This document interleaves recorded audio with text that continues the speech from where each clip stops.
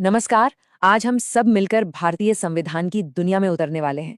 ये सिर्फ एक कानून की किताब नहीं है, बल्कि ये वो दस्तावेज है जो हमारे देश की आत्मा को परिभाषित करता है।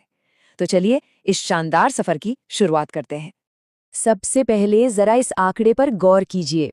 2 साल, 11 महीने और 18 दिन। जी हाँ, इतना वक्त लगा था भारत के संविधान को बनाने में।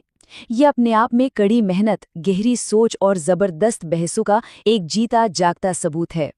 और इतनी मेहनत के बाद जो दस्तावेज तैयार हुआ उसमें मूल रूप से 395 अनुच्छेद थे। जरा सोचिए, उस जमाने में ये इसे दुनिया के सबसे लंबे और सबसे ज्यादा डिटेल संविधानों में से एक बना देता था।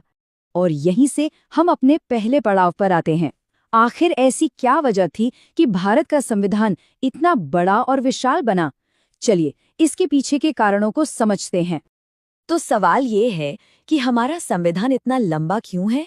देखिए, इसके कई बड़े कारण हैं। पहला तो है भारत का विशाल आकार और इसकी जबरदस्त विविधता। फिर ब्रिटिश शासन के दौरान बने कानूनों का भी गहरा सिर था। साथ ही हमारे यहाँ केंद्र और राज्यों के लिए एक ही संविधान है, अलग अलग नहीं। और हाँ, एक और बात, संविधान बनाने वाली सभा में कानून के बड़े बड़े दिग्गज शामिल थे, जिन्होंने हर छोटी बड़ी बात का ध्यान रखा। अच्छा, अब ये देखते हैं कि ये बना कैसे। अक्सर भारतीय संविधान को मजाक में उधार का थैला कह दिया जाता है, पर सच कहूं तो ये बिल्कुल सही नहीं है। असल में ये दुनिया भर के सबसे अच्छे लोकतांत्रिक विचारों का एक बहुत ही सोचा समझा कलेक्शन है, जिसे भारत की जरूरतों के हिसाब से ढाला गया है। मिसाल के तौर पर अमेरिका से हमने लिए मौलिक अधिकार, जो हर नागरिक की आज़ादी की गारंटी देते हैं। वहीं से हमने न्यायिक समीक्षा का विचार भी लिया, जो हमारी अदालतों को ये ताकत देता है कि वो किसी भी कानून की जांच कर सकें। और हाँ, राष्ट्रपति पर महाभियोग की प्रक्रिया भी वहीं से ली गई, ताकि कोई भी कानून से ऊपर ना हो। अब देखिए, भारत पर लंबे समय तक ब्रिटिश हुकूमत रही, तो जाहिर है कि उनकी शासन प्रणाली का असर तो होना ही था। हमने संसदीय सरकार का मॉडल अपनाया, जहां सरकार संसद के प्रति जवाबदेह होती है। कानून का राज और एकल नागरिकता जैसे विचार भी हमें वहीं से मिले। एकल नागरिकता मतलब हम सब सिर्फ भारत के नागरिक हैं, किसी एक राज्य के नहीं। आयरलैंड के संविधान से हमने एक बहुत ही खास चीज ली, राजनीति के निदेशक सिद्धांत। आसान भाषा में कहें तो ये सरकार के लिए एक नैतिक गाइडबुक है, जो बताती है कि एक लोक कल्याणकारी राज्य कैसे बनाया जाए। राष्ट्रपति के चुनाव का तरीका भी यहीं से प्रेरित है। और ये लिस्ट यहीं खत्म नहीं होती, ये तो एक ग्लोबल कोशिश थी। कनाडा से हमने एक मजबूत केंद्र वाला संघीय ढांचा लिया, ऑस्ट्रेलिया से समवर्ती सूची का आइडिया, रूस से मौलिक कर्तव्य और फ्रांस की क्रांति से स्वतंत्रता, समानता और बंधुत्व जैसे महान आदर्श लिए। सच में ये दुनिया के बेहतरीन विचारों का एक संगम है, जिसे भारत के लिए बनाया गया। तो इन सभी महान विचारों को मिलाकर भारत में शासन का इंजन कैसे तैयार हुआ? चलिए अब सरकार की इस त्रिस्तरीय प्रणाली को थोड़ा और करीब से देखते हैं। देखिए, सबसे खास बात यह है कि भारत ना तो पूरी तरह से संघीय देश है और ना ही पूरी तरह से एकात्मक। ये इन दोनों का एक बहुत ही अनोखा मिश्रण है। यहाँ राज्यों की अपनी सरकारें तो हैं, लेकिन देश की एकता और अखंडता के लिए केंद्र को ज्यादा शक्तिशाली बनाया जाए है। इसी को कहते हैं एकात्मक पूर्वाग्रह वाली संघीय प्रणाली। अब बात करते हैं न्याय की। सबको न्याय मिले, इसके लिए हमारे पास एक एकीकृत और स्वतंत्र न्यायपालिका है। इसका मतलब यह है कि सबसे ऊपर है सुप्रीम कोर्ट, उसके नीचे राज्यों के हाई कोर्ट और फिर जिला अदालतें। ये पूरा सिस्टम एक पिरामिड की तरह जुड़ा हुआ है। और सबसे जरूरी बात, ये सरकार के किसी भी दबाव से आजाद होकर काम करता है। जैसा कि हमने पहले भी बात की, भारत में सरकार का संसदीय स्वरूप है।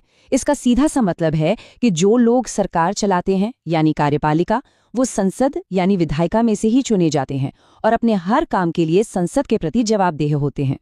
चलिए अब संविधान के उस हिस्से पर आते हैं जो सीधे हम सबसे जुड़ा है, यानी भारत के आम नागरिकों से। बात करते हैं हमारे अधिकारों और कर्तव्यों की। मौलिक अधिकार, ये हमारे संविधान का दिल हैं, उसकी आत्मा है।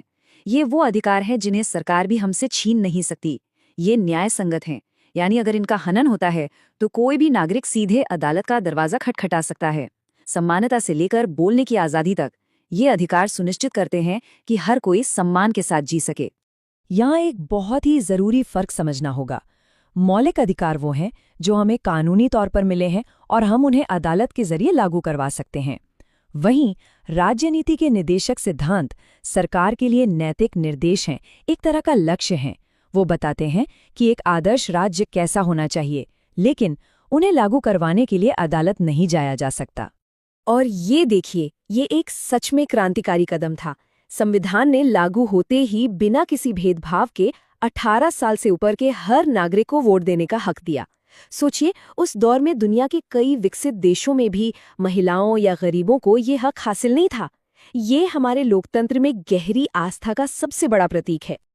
अब हम अपने आखिरी हिस्से की ओर बढ़ते हैं, जो हमारे संविधान की शायद सबसे अनोखी खासियत है, समय के साथ खुद को बदलने और विकसित करने की इसकी अद्भुत क्षमता।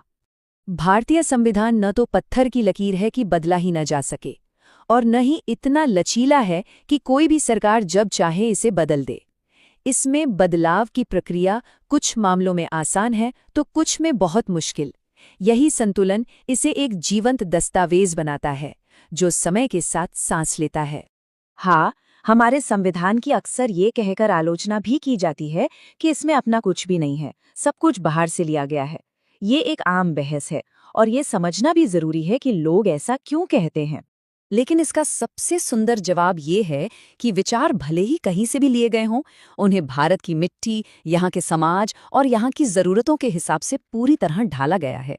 ये नकल नहीं, बल्कि एक बहुत ही समझदारी भरा अनुकूलन है, और शायद यही इसकी सफलता का सबसे बड़ा राज है।